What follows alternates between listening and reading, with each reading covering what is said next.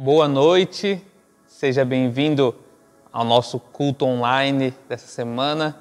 Você é muito bem-vindo, você, a sua família, se você está sozinho ou está acompanhado, seja muito bem-vindo ao nosso encontro nessa noite.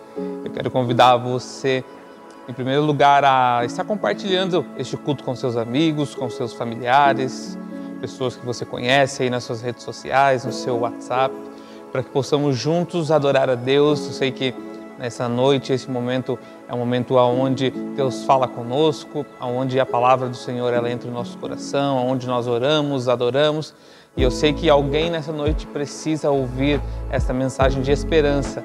Por isso eu quero convidar você a estar compartilhando esse vídeo com uma pessoa que você conhece, que você sabe que ela precisa desta mensagem do Senhor. E já queremos introduzir o nosso tempo de louvor e adoração. Se você pode, feche os seus olhos, coloque a mão na altura do seu coração. Nós estamos num culto, mesmo que distantes fisicamente, mas nós estamos em um momento de louvor e adoração a Deus. Então aí na tua casa ou no lugar onde você estiver, aí é o lugar da presença de Deus se manifestar e se revelar. Por isso coloca a mão na altura do seu coração e nós vamos orar neste momento. Pai amado, nós colocamos a nossa vida na Tua presença. Eu apresento a minha vida, apresento a vida dos meus irmãos que estão nos assistindo agora. Colocamos este culto diante do Senhor, consagramos esse tempo a Ti, declaramos que esta reunião seja uma reunião de bênção, uma reunião onde o Senhor fale conosco, onde a Sua presença se revele a nós e o Teu nome, Jesus, seja glorificado em nosso meio. Nós entregamos este tempo a Ti, em nome de Jesus. Amém e amém.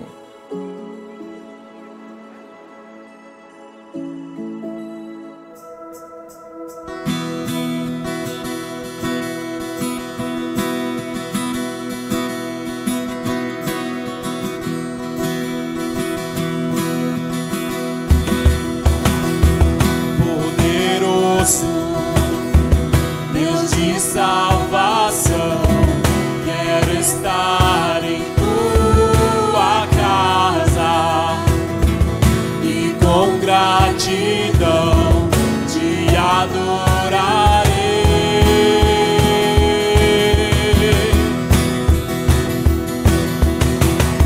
Sua morte, a vida me deu, Seu amor incomparável,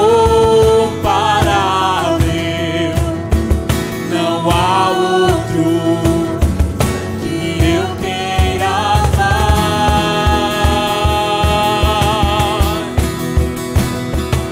pois nada vai me separar do Teu amor, Senhor. Correrei pra Te encontrar, Senhor, cantarei pra sempre Teu amor e com gratidão eu louvarei ao Deus que me amou. Poderoso, poderoso, Deus de salvação, quero estar em Tua casa e com gratidão Te adorarei.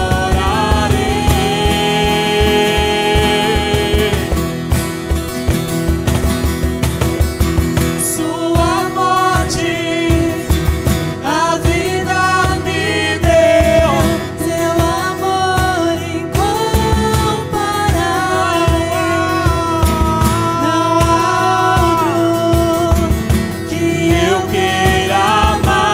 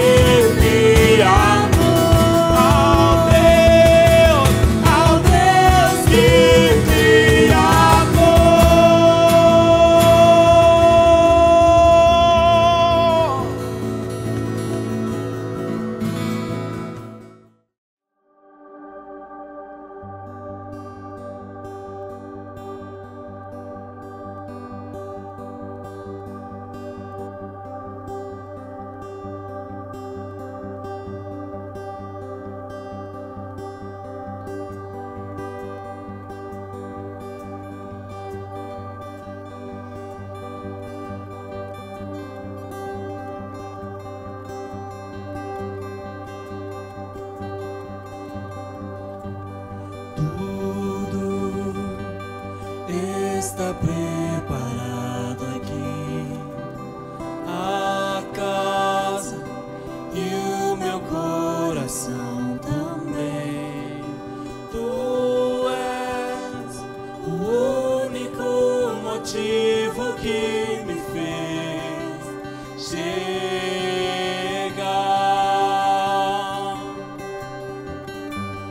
Os filhos já estão chegando aqui. Agora somos 2 ou 3 ou mais.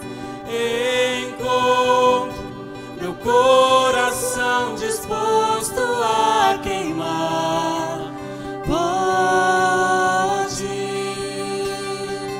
E todos os versos e canções que eu consegui cantar, todas as vezes quebrantado, só quero te falar que teu é o reino e a glória pra sempre.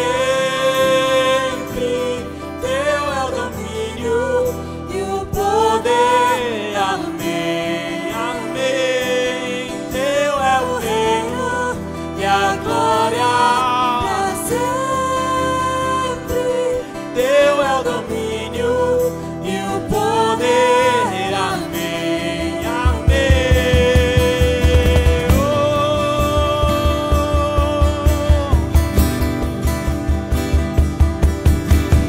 Oh, oh, la, la,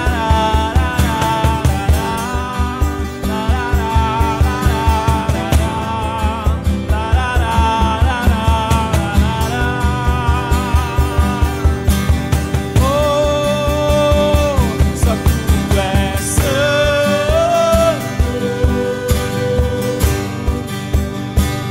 só tu és santo. Não há outro como tu, não há outro como tu, não há outro como tu, não há outro como Jesus. Só tu és santo, só tu és santo. Não há outro como tu, não há outro como tu, não há outro como tu, não há outro como Jesus.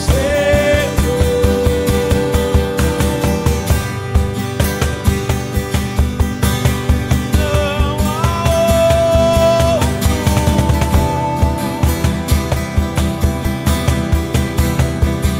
La, la, la, la, la, la, la.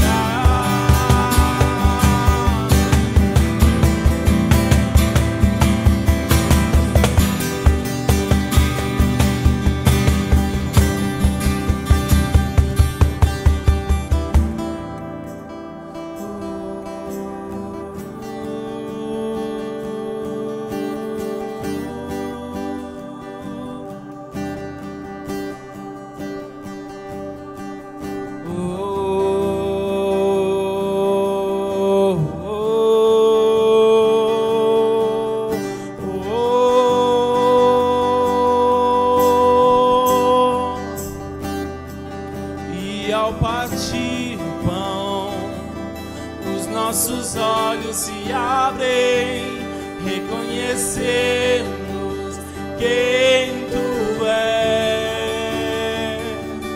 Ao som da tua voz, os nossos corações queimam de amor, queimam de amor. E ao partir o pão, os nossos olhos se abrem, reconhecemos quem tu és.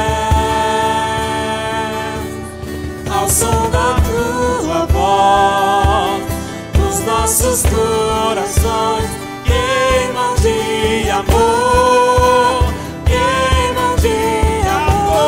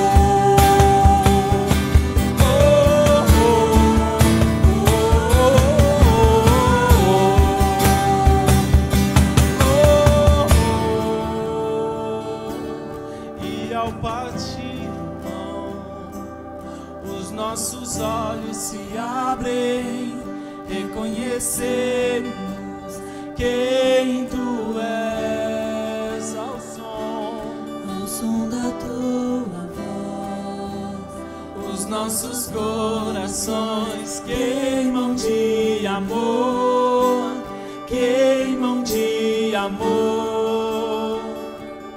E ao partir o pão, os nossos olhos se abrem, reconhecermos quem tu és, ao som da tua voz.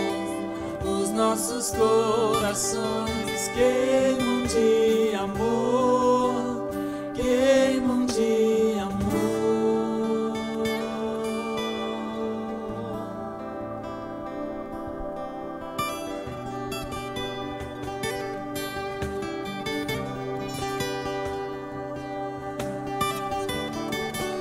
Nossos corações queimam por ti.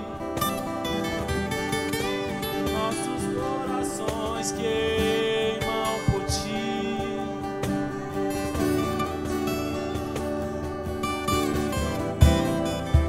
Nossos corações queimam por ti, Senhor. Nossos corações,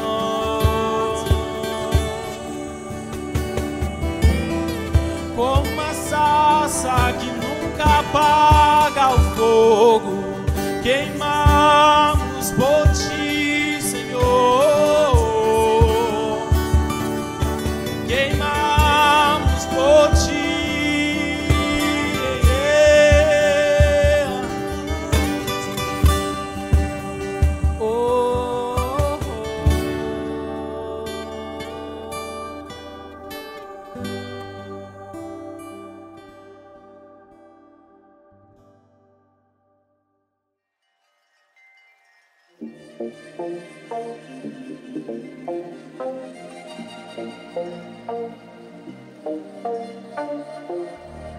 I'm looking out of my window. I see the clouds floating by, and they go wherever the wind blows, carried around the open skies. They come, they leave, like you and me, a mist in the breeze, mist in the breeze.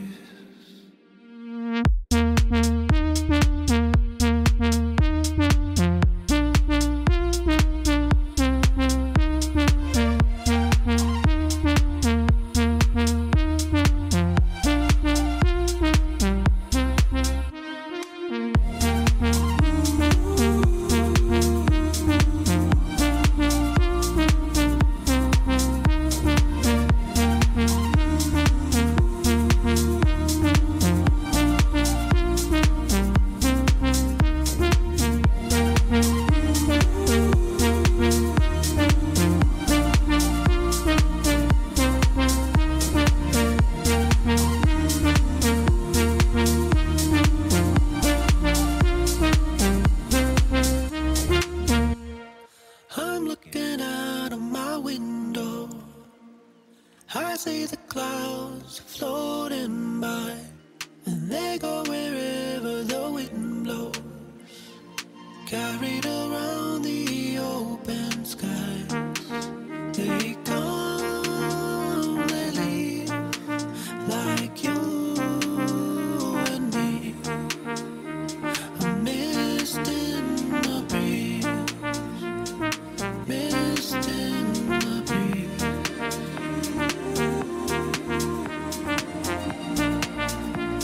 A mist in the breeze.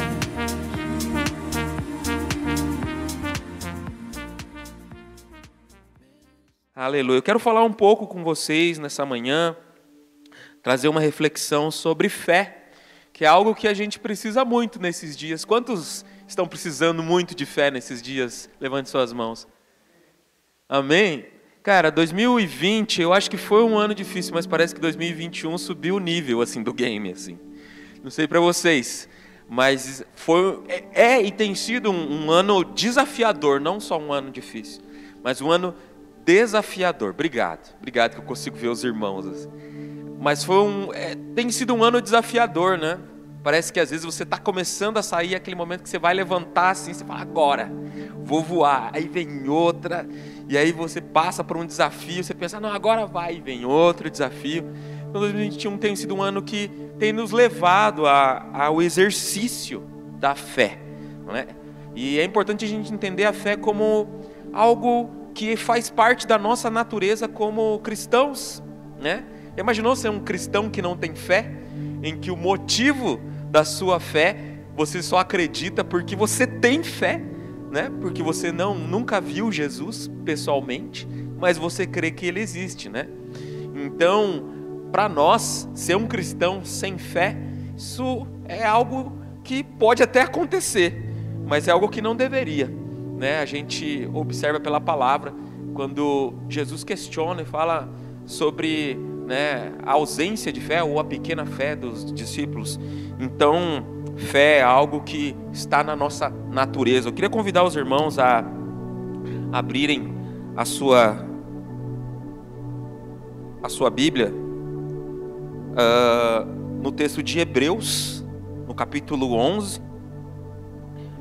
Esse será o nosso texto base, Hebreus 11, do 1 ao 3. E diz assim a palavra do Senhor: Ora, a fé é certeza daquilo que esperamos e a prova das coisas que não vemos, pois foi por meio dela que os antigos receberam bom testemunho. Pela fé, entendemos que o universo foi formado pela palavra de Deus, de modo que o que se vê não foi feito do que é visível. Pai, nós oramos aqui nesta manhã, pedimos que o Senhor nos dê clareza acerca da Tua palavra, que o Senhor nos mostre, que nós possamos ouvir, possamos ler e possamos entender de uma maneira que nunca, Senhor Deus, ó Pai, entendemos, que a palavra seja revelada nessa manhã e que no nome de Jesus ela penetre nos nossos corações e que nós possamos ser guiados pelo Teu Espírito Santo a praticá-la e exercitá-la. No nome de Jesus. Amém.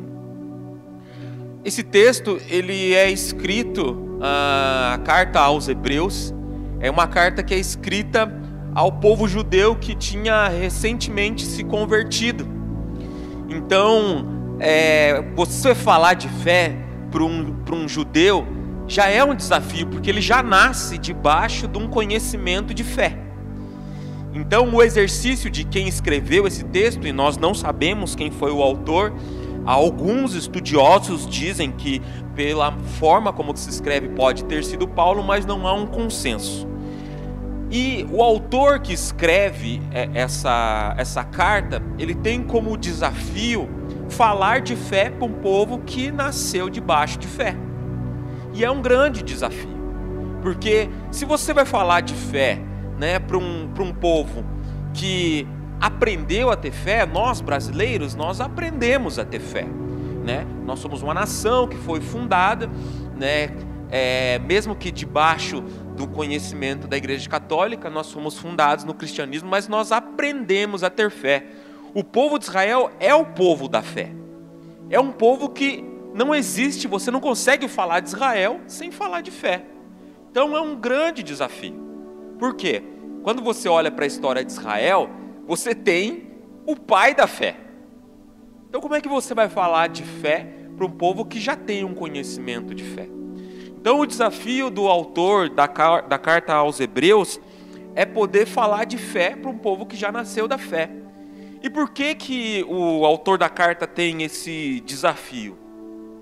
Porque a fé que eles estavam acostumados a praticar e a desenvolver era a fé que não envolvia Jesus Cristo.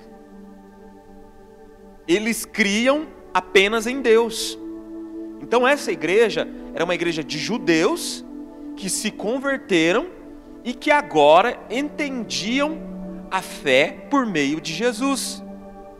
naquela época, antes de Jesus vir, né, não havia necessariamente um relacionamento direto com Deus que não fosse por meio do sacerdote. Claro que Deus ouvia o povo, mas o sacerdote era o meio de campo entre o povo, né, e Deus. Só que Jesus, ele vem para ser essa ponte. Então o desafio para o povo, para os judeus que se converteram naquela época, era entender que agora não era mais por meio de sacrifícios, não era por meio de ações humanas, era mais simples, era por meio de Jesus Cristo. E o desafio desse autor que escreveu essa carta é de ensinar o povo de Israel que Jesus Cristo agora é o caminho que faz a ponte entre o ser humano e Deus por meio da fé. E por que isso era um grande desafio? Porque como eles estavam se convertendo agora, muitos desses judeus estavam sendo perseguidos. Por quê? Porque estavam agora aderindo ao que os judeus antigos consideravam como uma seita, né? Hoje a gente, como cristão, a gente identifica algumas seitas, mas a gente já foi considerado seita. A gente foi considerado a seita dos nazarenos. Se você procurar lá no texto de Hebreus, você vai ver que, né, há uma reclamação do povo judeu sobre pessoas que estavam seguindo, considerando que nós éramos uma seita, que nós cristãos éramos uma seita. E quando esses judeus eles se convertem, o interessante é que eles passam a ser perseguidos mesmo sendo judeus. Porque o fato de ser judeu não é o fato simplesmente de você ter nascido em Israel, mas é você ter nascido debaixo de uma cultura, debaixo de um povo que se chama judeu, que se auto-intitulava. E esse povo que estava conhecendo Jesus estava sendo perseguido. Agora você imagine um contexto onde você passa agora assim continuar crendo em Deus agora por meio de Jesus, e você é perseguido por crer em Deus e entender que Jesus é o meio entre homens e Deus. E esse era o cenário que a gente tinha. E o autor, sabiamente, ele começa a explicar sobre fé para os judeus usando exemplos dentro do povo de Israel. Ele começa a contextualizar e dizendo para eles: olha, vocês têm excelentes referências de fé. E aí, mais para frente, ele vai mostrar todos os homens que foram referenciais de fé. E dentro desse contexto, a gente começa a entender sobre a fé como uma natureza do cristão. A fé não apenas como um amuleto, mas a fé como algo que é natural para nós. Como eu já falei para vocês aqui, não tem como falar de cristãos sem falar de fé. Então falar de fé para nós precisa ser algo natural, não é algo que está distante. Porque se você está aqui, você saiu da sua casa para vir até este lugar para celebrar alguém que você nunca viu, é porque você tem fé, concorda comigo? Você tem fé, porque você saiu da sua casa e veio para cá e não tem ninguém aqui que você está vendo fisicamente. Isso faz com que você exercite a sua fé para crer no que está sendo falado aqui, seja pela palavra, seja pela música. Você precisa exercitar a sua fé. Então a fé, ela faz parte da nossa natureza, do nosso gene, certo? Nós somos formados com base na fé. Então nós não tem como nos dissociarmos disso. Em outras crenças, você vai ver boas práticas. Você vai ver regras, determinações, mas não um exercício de fé. Somente dentro do cristianismo você vai ver exercício de fé. Muitas pessoas costumam dizer: não, eu não sou cristão, eu não creio em Deus, né? Mas eu tenho fé. Mas como? Como que isso funciona na prática? Como você não crê em Deus, você não crê em Jesus, mas você tem fé? Mas tem fé no quê? Porque a tua fé ela precisa estar amparada em alguma coisa. Se você não crê em nada, como que você tem fé? Há uma coisa que não bate. Então a fé, ela tem como característica ser algo da nossa natureza. A primeira definição, quando a gente vai falar de fé, de natureza em especial, quero entrar nesse ponto agora. Natureza diz respeito a um local, um ambiente a qual o homem vive, né? Quando a gente olha, né, para essa cidade cheia de apartamentos, isso não é o natural, foi uma intervenção nossa, humana. Quando a gente vai para os lados lá da casa do tio Neguinho lá, né? Aqueles lados lá, você vai ver muita vegetação. Aquilo ali é a natureza, é o ambiente natural.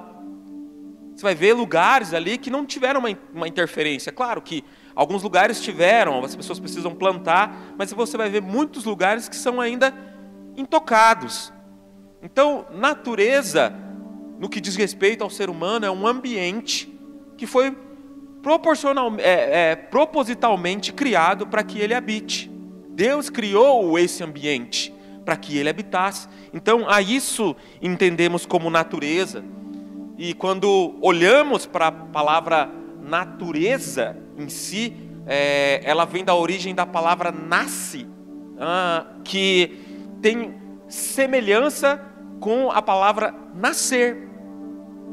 Então, natureza é algo que não necessariamente sofre uma intervenção, mas é algo que nasce, é algo que cresce, é algo que se desenvolve. Não é simplesmente uma caixinha que foi envelopada. A palavra, quando a gente leu ali o texto de Hebreus, diz que ao som da palavra de Deus, as coisas passaram a existir daquilo que não era visível. Então, a natureza passou a existir pelaquilo que não era visível. Ou seja, Deus criou um ambiente natural para nós a partir daquilo que não era visível. Ele deu a sua palavra e o ambiente a qual vivemos, nós, os animais, passou a existir. Quando olhamos especialmente para uma compreensão humana, uma compreensão que a gente consegue trazer mais próximo, né, dentro da compreensão do que o dicionário nos explica, natural é aquilo que não foi feito pela mão humana. E isso não é uma definição bíblica, isso é uma definição que está no dicionário. Natural é aquilo que não foi feito pelas nossas mãos, não foi feito pelo homem, não foi criado pelo homem, é algo que foi criado por Deus. Eu não sei vocês, eu tenho tido o hábito ultimamente de sair para pedalar. Esses dias consegui bater meu recorde pessoal, fiz 59 quilômetros, quase morri. Mas eu gosto de sair pedalar pela cidade e chega a alguns lugares que você olha e você fala, cara, é impossível você não crer que Deus existe. Tamanha é a beleza de alguns lugares que você encontra. E você olha e você fala, cara, é impossível você acreditar que Deus não existe.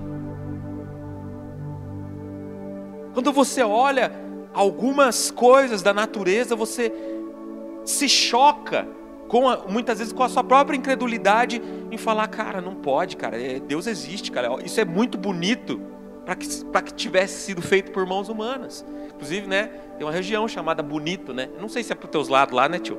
Para aqueles lados tem uma água mais azulada, uma água bonita lá, os peixes. A irmã Marlene também já foi para lá, eu vou para lá um dia. Mas o belo é algo que não está condicionado a uma criação humana. Quando você olha para o seu irmão, ele é belo, não é? É, não é? Não somos todos, vamos dizer, modelos, mas somos belos. Por quê? Porque refletimos a natureza de Deus. E o belo só pode vir da mão de Deus. Aquilo que é belo, aquilo que você não consegue explicar, só pode ter uma origem: Deus. Então logo nós podemos entender que uma fé natural é uma fé que é uma semente, é a certeza do fruto da natureza divina que nasce dentro do homem para que ele frutifique dentro do ambiente em que ele vive. A gente falou de natureza, a gente falou de fé, e uma fé natural é uma característica nossa, que ela cresce dentro de nós, porque Deus colocou dentro de nós e porque nós a exercemos. Quando nós entendemos qual que é a nossa natureza, a fé, ela não é algo fora da realidade. Ser sobrenatural é ser natural. Ser sobrenatural para nós deve ser algo natural. Por quê? Porque nós não somos desse mundo. Então, quando falamos de fé, chega até a ser um pouco redundante quando falamos de fé sobrenatural. Talvez para outras pessoas possa ser algo assim, nossa, que a gente precisa turbinar para que seja algo especial. A fé é algo sobrenatural. Não, a fé é o nosso natural, que para outras pessoas é sobrenatural, mas ela faz parte da nossa natureza. E quando nós vivemos de acordo com os planos e projetos daquilo que Deus nos criou, a fé e andar em fé se torna algo natural para nós. Quando vemos algumas pessoas, alguns ministros, servos do Senhor, ressuscitando mortos, sabe, curando de câncer, é porque aquilo ali é o natural. E se isso não é natural para nós, é que nós não estamos de acordo com a nossa natureza divina. A palavra nos mostra que Jesus fazia muitos milagres, mas que os discípulos também faziam muitos milagres. E o interessante é que toda vez que os discípulos, quando eles são escolhidos, os 12 apóstolos, para ir operarem milagres e curas, e eles chegam empolgadaços para falar para Jesus: Jesus, nós expulsamos demônios em teu nome, nós curamos em teu nome. E Jesus não fica assim, tipo, uau, nossa, que legal, nossa. Porque é a natureza de Jesus, é aquilo que está de acordo com o que Ele é. E quando nós estamos andando nessa natureza a qual Deus nos criou, o milagre, ele se torna natural. Porque nós estamos andando conforme a nossa natureza, debaixo da fé que Ele colocou em cada um de nós. Você pode dizer amém? Aleluia. E como que a fé nasce em nós? Existe uma maneira pelo qual a fé nasce em cada um de nós. Certamente você já viu filósofos, pessoas de outras religiões, dizendo assim: não, mas eu já li a Bíblia. E elas continuam levando a vida que sempre levaram. E aí você faz aquela seguinte análise: poxa, mas a palavra diz que a fé vem pelo ouvir, e o ouvir da palavra. Sim. Só que existe 3 pilares que faz com que primeiro a fé nasça e depois que ela possa agir. Esses 3 pilares são o que sustentam a nossa fé cristã. E é o que nos diferencia de todos os outros tipos de crenças. Esses 3 pilares estão descritos lá em 1 Coríntios, no capítulo 15, versículo 3 e 4. O primeiro pilar é que Cristo morreu pelo meu pecado. Cristo morreu pelo meu pecado quer dizer que o Filho de Deus, unigênito de Deus, foi enviado para pagar por algo que não era responsabilidade dele, e mesmo assim ele aceitou morrer. Para quê? Para que os meus pecados fossem pagos. E aí eu pergunto para você, quando Jesus morreu na cruz do Calvário, a obra estava completa? Sim ou não? Não é pegadinha.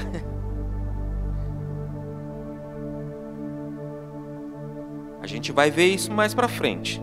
Então, Cristo ele morreu pelo nosso pecado. Esse é o primeiro pilar, está lá em 1 Coríntios capítulo 15, do versículo 3 ao 4. Então esse é o primeiro pilar, Cristo morreu pelos nossos pecados.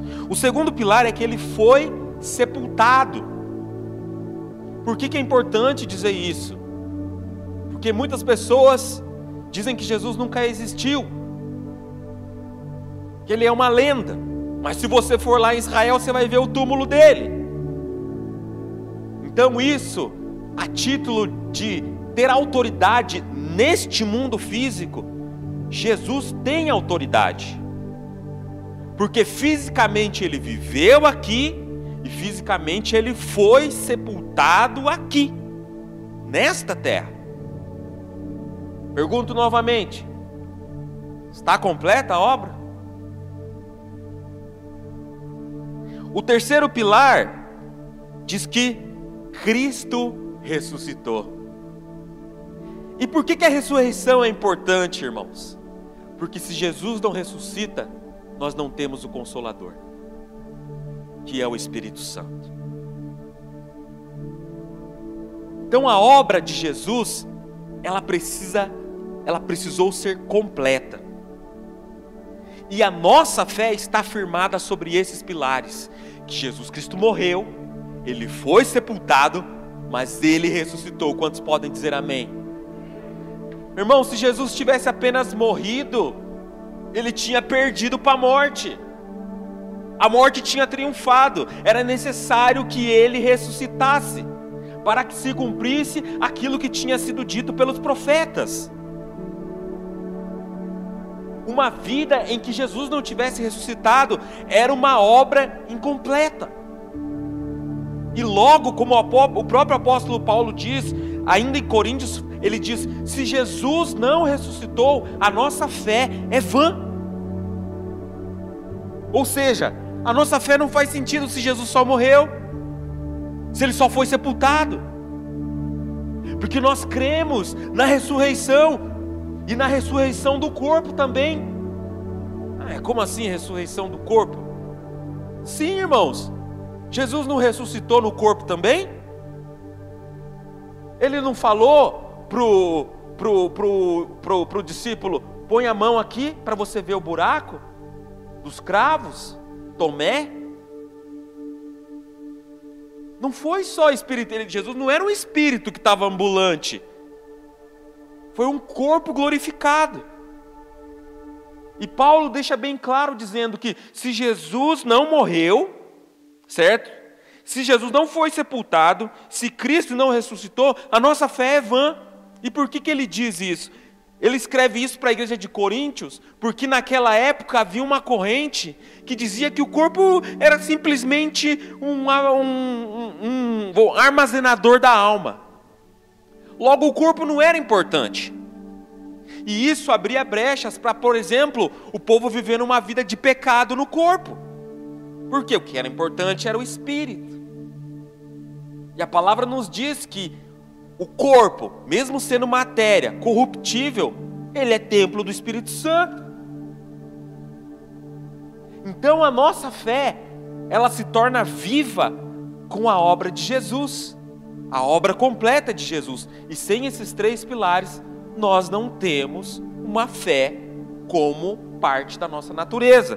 Quantos estão entendendo essa mensagem?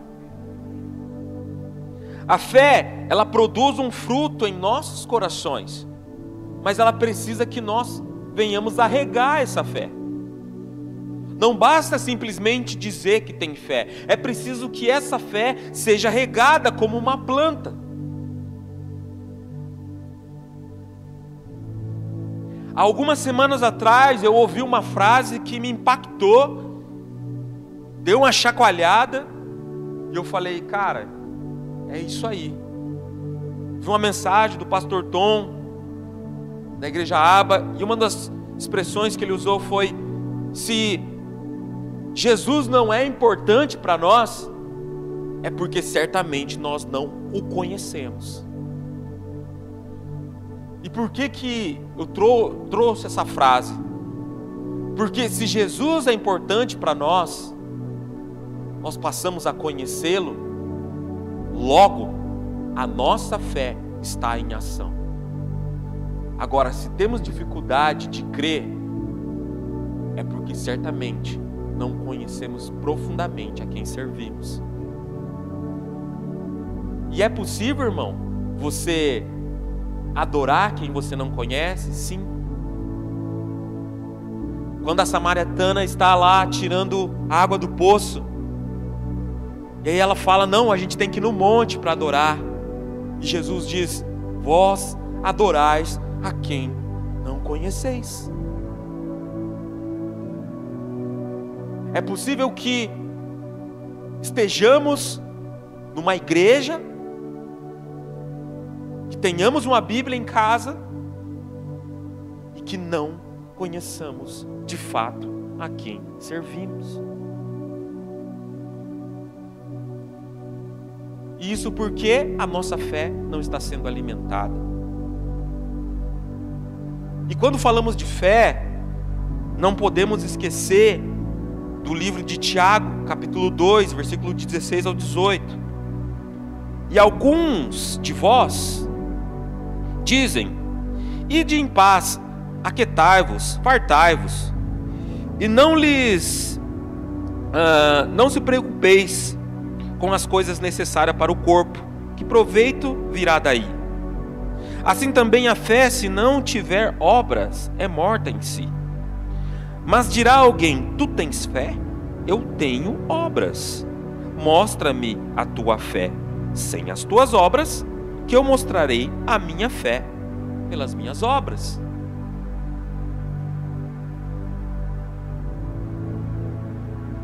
Se nós dizemos que temos fé, mas não agimos de acordo com o que dizemos, a nossa fé é morta. Se eu digo que tenho fé,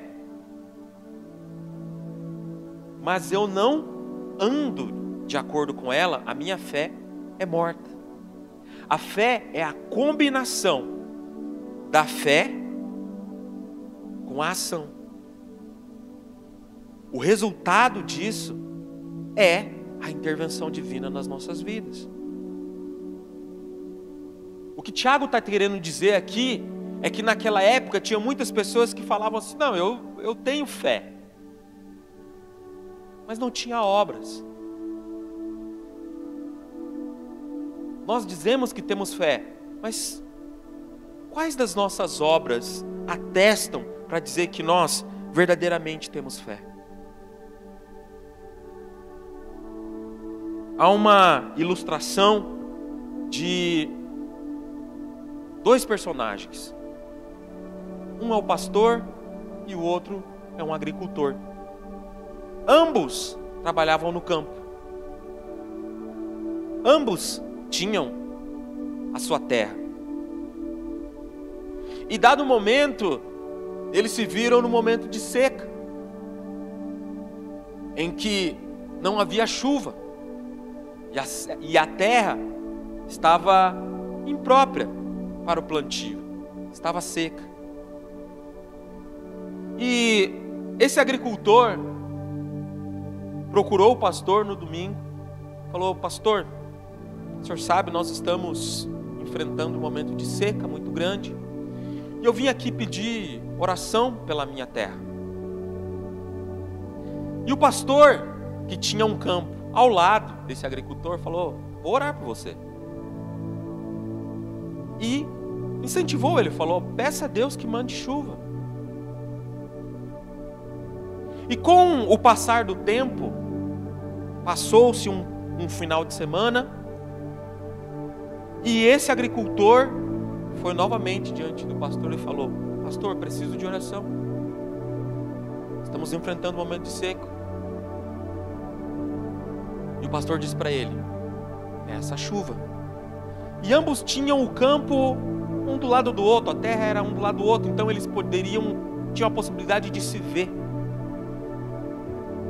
E com o passar de um momento, de um tempo, veio a chuva. E quando a chuva veio, a plantação daquele agricultor começou a crescer. Mas de uma forma que o pastor não entendeu, que também tinha um campo, as suas plantações não começaram a crescer. E dado momento, o agricultor foi à igreja e levou os frutos da sua plantação. E deu seu testemunho dizendo: olha, eu vim aqui agradecer, porque Deus mandou chuva e aqui eu tenho os frutos dessa colheita. E o pastor, ouvindo o testemunho lá de cima do púlpito, ficou incomodado. Acabou o culto e o pastor falou: ô agricultor, vamos conversar um pouquinho? E aí ele chega para o agricultor e fala: qual que foi o segredo aí? Porque eu também tenho um campo e as coisas não cresceram, não tive o mesmo resultado que você. E aí o agricultor, simples, do seu jeito simples, fala: ó, pastor, eu fiz o que você falou, eu pedi chuva. E aí o pastor fala: mas eu sempre estava lá arando a terra quando você também estava arando, eu sempre estava te vendo e eu nunca vi você orando. E aí o agricultor falou: pastor, enquanto eu arava a terra, enquanto eu orava, eu estava arando a terra. E o Senhor, o que estava fazendo? Eu só orei. Que lição tiramos dessa ilustração? Que sim, devemos orar, mas é nossa responsabilidade preparar a terra. A oração, ela sustenta o espiritual. Ela abre, como a palavra diz, ela começa no invisível para trazer algo para o mundo visível. Quando nós falamos de fé, ela começa sim no espiritual, mas precisa haver ação da nossa parte. Quantos podem dizer amém? Está fazendo sentido essa mensagem para vocês, irmãos? Fé não é simplesmente eu dizer que creio. Tiago, ele fala justamente isso. Nós precisamos crer e precisamos agir segundo aquilo que cremos. A nossa fé em Jesus é uma convicção. A nossa constância, a constância da nossa fé é o resultado da nossa convicção. Se não estamos convictos de algo, não estamos habilitados a viver aquilo no mundo físico. Em Hebreus 11, versículo 3 diz: pela fé entendemos que os mundos, pela palavra de Deus, foram criados, de maneira que aquilo que não se vê foi feito do que de maneira que aquilo que não vemos que se não foi feito do que é visível. O que Hebreus está querendo dizer é que aquilo que nós vemos, ele partiu de algo que nós não vemos. E tudo, irmão, para nós que somos cristãos, começa no mundo espiritual e depois se materializa. Quando, você está ambicionando algum sonho, nós fazemos, o maior exemplo agora, acho que a gente está vivendo agora, é essa questão da vacina. Quando a gente falava ali em agosto de 2020, irmão, a gente não tinha perspectiva, mas quantos já não acreditavam? Não, vai ter que ter uma cura, mas você não tinha vacina. E que os jornais diziam? Que para desenvolver uma vacina demorava 4 anos. Mas eu sei que muitos aqui estavam com a sua fé dentro do seu coração, falando, cara, vai ter uma vacina. Eu não sei vocês, mas quando eu ouvi que ia ter uma vacina, eu fiquei muito feliz. O que a gente não percebeu é que a gente exercitou a fé. Por quê? Porque não existia vacina em menos de um ano, irmão.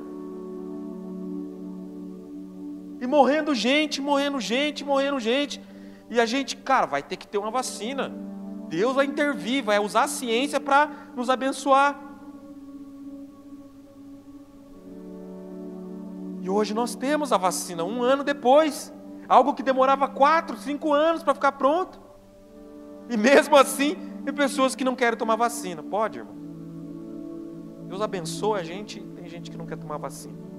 Irmão, esquece isso, vai tomar vacina e tenha fé em Deus e vamos para frente. Quando a gente fala de crer primeiramente, e consequentemente a gente ter uma ação, é impossível a gente não lembrar do apóstolo Pedro. A pergunta que eu faço para você: quem teve êxito, irmão, dentro desse cenário do barco? Aqueles que certamente criticaram Pedro por ter saído do barco. Digo certamente, mas pode não ser. Mas certamente alguns devem estar falando, esse Pedro é louco, não vai pisar na água. Ele nunca pisou na água. E Pedro sai do barco, e a Bíblia diz que ele começou a afundar. Mas a pergunta que eu faço para você: quem que você queria ser? A pessoa que saiu do barco e começou a afundar, ou a pessoa que nem saiu do barco? Eu queria ser Pedro, irmão. Pode falar que ele era um homem de pequena fé, mas eu queria ser Pedro, cara. Quantos têm essa sensação, além de Pedro e Jesus? Quantos, irmãos? Ninguém mais. Quando Pedro fala, Jesus, me dá um comando para que eu possa ir e ande com você. Pedro está falando, Jesus, se você falar, bora, bora. Vamos embora. E ele sai, irmão, e pisa sobre as águas da mesma forma que Jesus pisou. Quando Pedro fala, Jesus, me dá uma palavra, está implícito ali, cara, eu tenho fé, preciso de uma liberação, mas eu preciso de uma ação. E se Jesus tivesse dado a palavra e ele não tivesse saído? Fé é combinação, irmãos. Eu costumo pensar que fé não é sobre o tamanho da fé que você tem, mas é o quanto que você usa dela. Às vezes eu estou andando de bicicleta e eu vejo alguns carros muito potentes, Ferrari, Porsche. Os caras andando, não sei se é para mostrar para nós que não temos, mas alguns que andam a 20 por hora. Tem uma Ferrari, irmão, e anda como se fosse um Fusca. Eu pergunto, como é que está a sua fé? Você tem uma Ferrari e está andando como se fosse um Fusca? Como é que está a nossa fé? Nós temos uma Ferrari, irmão, e precisamos andar como se fosse uma Ferrari, mesmo eu que não dirijo. Se eu entrar um dia numa Ferrari, eu vou falar, senta o dedo aí. Quero ver o máximo disso aí. Vamos para um autódromo e eu quero ver o máximo, quero ver o pau torar. Porque esse carro não foi feito para andar devagar. Assim como a nossa fé não foi feita para ser algo que a gente tem ou não tem. É para a gente exercitar. Talvez você pense, puxa, mas a minha fé é pequena, mas a palavra do Senhor diz que o Senhor Deus deu uma medida de fé para cada um. Romanos 12, versículo 3 diz, porque pela graça que me é dada, digo a cada um de vós, que não pense muito acerca de si mesmo, mas assim o que convém. Antes pense com moderação, conforme a medida de fé que Deus repartiu para cada um. Irmão, Deus deu um pouquinho para cada um. E aqui é igual a parábola dos talentos, a fé. Porque o que tinha ali, alguns talentos multiplicou, o outro multiplicou, e o que recebeu um não fez nada. Então fé não é sobre o quanto, o tamanho que você tem, irmãos. Precisa trocar? Fé é sobre a quantidade que você usa. Diga amém. Amém. Irmão, não importa se você... Tem pessoas que creem que Deus vai levantar os mortos. Ok, mas talvez a tua fé seja para que talvez amanhã você precise de uma porta aberta. Utilize essa fé que você tem, porque Deus certamente vai te presentear com uma medida ainda maior de fé. Deus deu uma medida para cada um, cabe a nós exercitarmos ela dia após dia para que ela cresça. Quando a palavra fala que a fé é como um grão de mostarda, não está falando sobre tamanho, está falando sobre prosperidade de fé. Por quê? A própria palavra diz que é o menor dos grãos, mas que produz uma das maiores árvores, que produz muitos frutos. Então não é sobre tamanho, é sobre exercício. Nós como cristãos, nós temos o exercício de viver de fé em fé.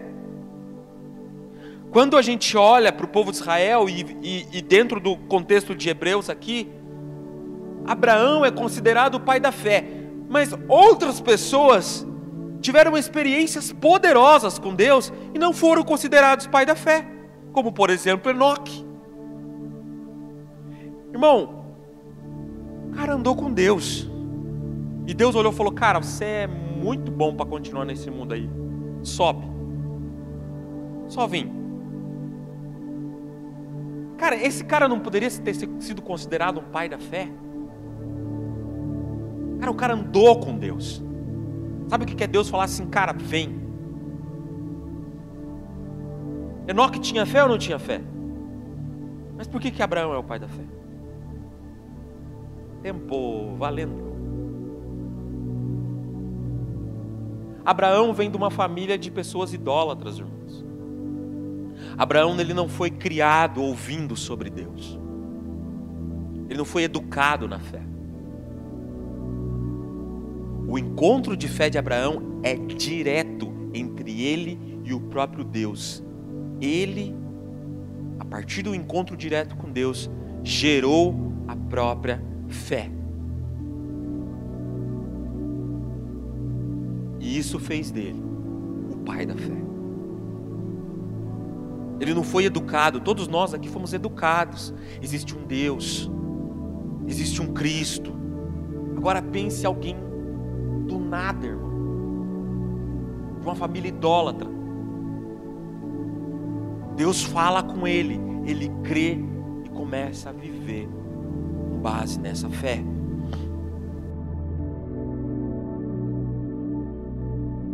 Se você pode, eu quero junto com você neste momento ter um tempo de oração e intercessão. Quero convidar você a colocar a tua vida diante de Deus neste momento, da tua família.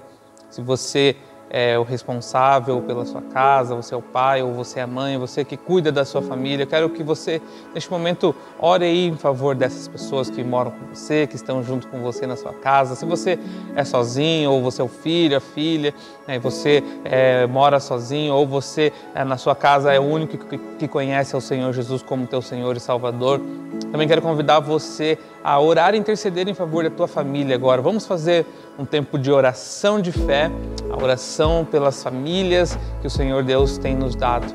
Pai, nós colocamos a nossa vida diante do Senhor neste momento. Eu apresento a minha vida e dos meus irmãos agora, em intercessão e em específico em favor das nossas famílias, Pai. Nós sabemos que a família é um plano do Senhor. O Senhor instituiu a família lá desde o Éden, desde a criação. E a família faz parte do seu plano, faz parte do teu propósito para a humanidade. Por isso nós declaramos agora, Pai, a bênção do Senhor sobre as famílias, a bênção do Senhor sobre estes lares que estão nos assistindo agora, sobre cada homem, cada mulher, cada criança, o idoso, do mais novo ao mais velho. Senhor Deus, nós abençoamos as famílias, declaramos sabedoria aos homens, declaramos, Pai, que sejam homens tementes ao Senhor, homens que amam a sua família, que respeitam as suas esposas, seus filhos, Pai, que trabalham, Pai, que exercem o seu sacerdócio com excelência, homens tementes ao Senhor, que, como diz a sua palavra, o princípio, né, da sabedoria é temer a Ti, que sejamos homens que temem ao Senhor, que tem o Senhor no nosso coração como princípio. Por isso andaremos em sabedoria, por isso nós homens andaremos em sabedoria em tudo aquilo que vamos fazer. Abençoamos os homens, declaramos a bênção do Senhor sobre cada homem, sobre cada mulher, talvez aquela irmã que é responsável por sua casa, responsável pelos seus filhos, de trabalhar, de sustentar essa família, Pai, ou aquela irmã que é ajudadora do lar, que cuida da família, cuida dos filhos enquanto o seu marido trabalha, ou aquelas que trabalham junto com seus maridos, Pai, independente da situação.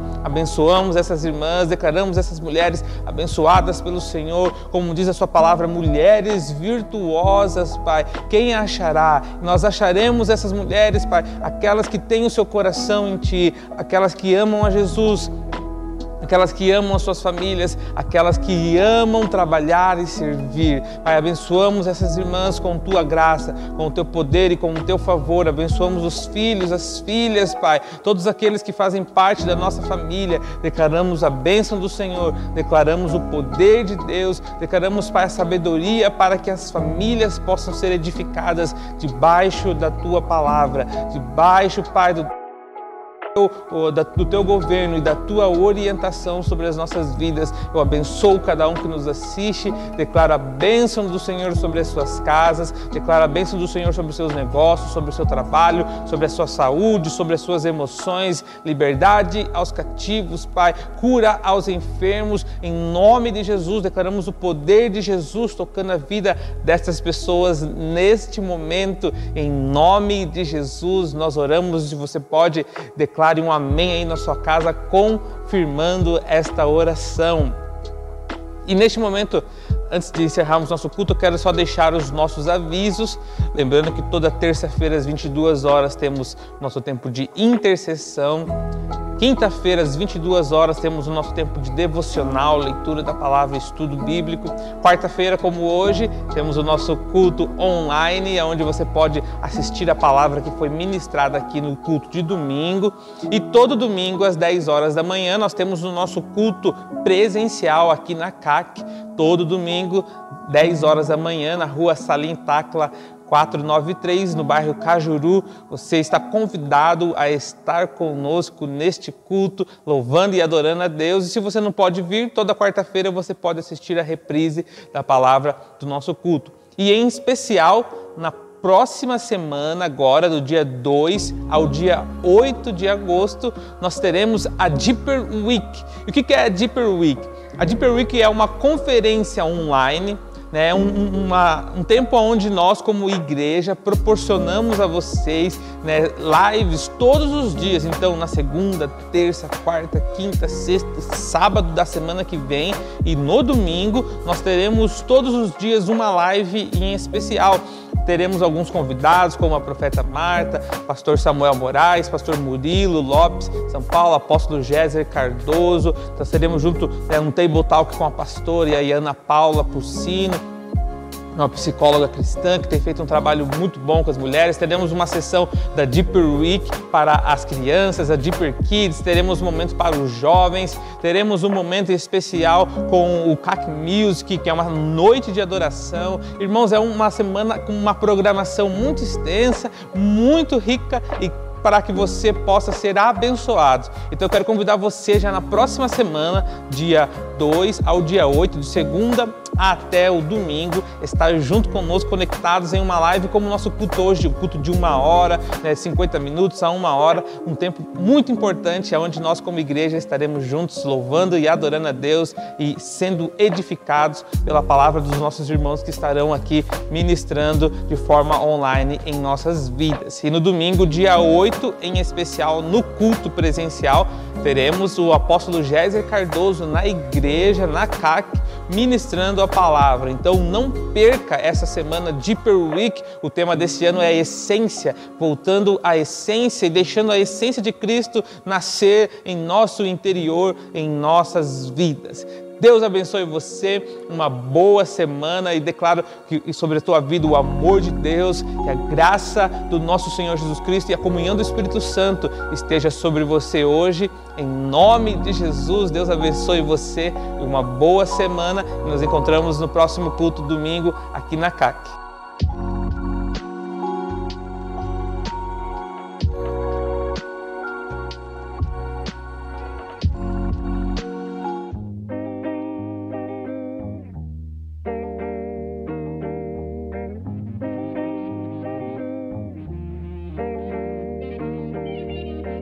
I'm done proving things to you. I want my Father for who He is. I run this race at my own pace. I'm not chasing your silhouette.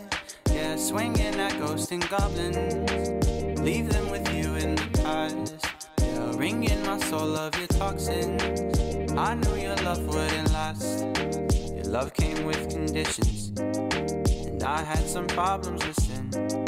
I waited to bring to attention, cause I knew they'd honor our end. And that's all on me, I'll admit it. Shouldn't have kept it within. I wanted to bring us redemption, but you had moved on like the wind. I'm done proving things to you.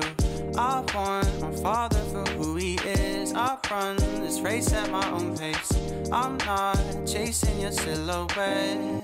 Yeah, swinging at ghosts and goblins. Leave them with you in the past. Yeah, ringing my soul of your toxins. I knew your love wouldn't last. I thank you for breaking my heart. I never thought the pain would end. Who knew these atrium scars would make me better in the end?